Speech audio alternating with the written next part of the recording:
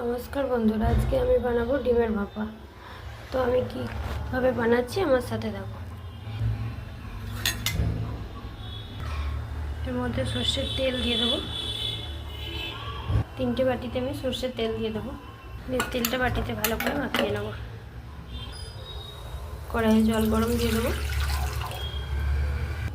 আমার ডিমগুলো ফাটানো হয়ে গেছে। এর মধ্যে নুন, লঙ্কা কুচি আর পেঁয়াজ দিয়ে দেবো।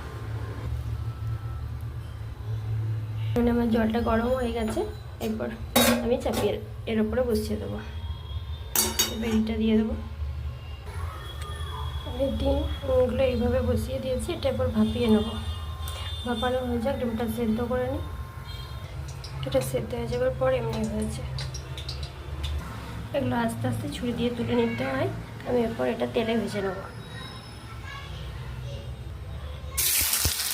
এইভাবে তুলে রেখেছি। এরপর আমি কড়াইয়ের উপরে টমেটো দিয়ে দেবো। আদা, পেঁয়াজ, রসুনের পেস্টটা দিয়ে দেবো। এবার ভাজা হয়ে গেছে। লঙ্কা গুঁড়ো, ধনে জিরে গুঁড়ো আর হলুদ গুঁড়ো দিয়ে দেবো। রান্নাটা রেডি হয়ে গেছে। মশলাটা পুরো কষা হয়ে গেছে। তেল দিয়ে মশলাটা হয়ে গেছে। এরপর আমি ডিমগুলো ছেড়ে দেবো।